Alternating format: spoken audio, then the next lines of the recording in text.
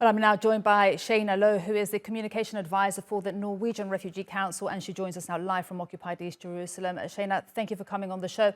Just tell us what you know about the humanitarian aid that will be allowed in to Gaza during this pause. There are lots of questions, as our correspondent in Gaza was mentioning. Will aid go to the north of Gaza, where it's so badly needed? How many trucks? Nizar mentioned that around 300 trucks was the number that was hoped for. What more do you know at this point?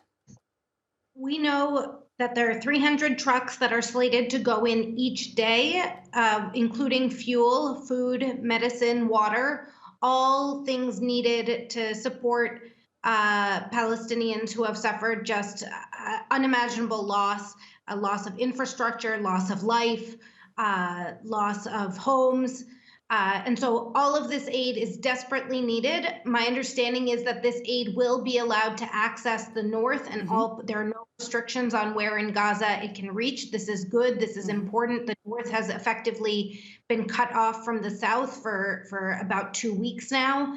But we need this. We can't just have this be a 4-day pause in the fighting, allow the military and Hamas to regroup and continue hostilities. We need, because of the tremendous amount of damage caused in Gaza, we need more than 4 days to attend to humanitarian needs. We need a prolonged, lasting truce that will lead to an end to hostilities. Absolutely. We can't just have us go in and then restart fighting all over again. And absolutely, it has to be more than 4 days. But given that window that's being discussed right now, 4 days, how do you plan? How do you prioritize? Because there are more than 1.5 million people, as my colleague said, in Gaza without a home to go to. So many internally displaced people right now.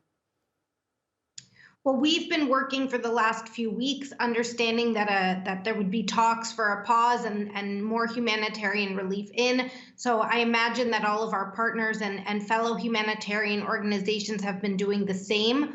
We have not yet heard when this pause will go into effect, which gives us a little bit more wiggle room. But of course, it's been unclear always which trucks will get in which order, who will have access to them. So we are waiting to hear from the UN and others what the distribution plan will be and what goods specifically will be coming in, so that we can adjust our response accordingly.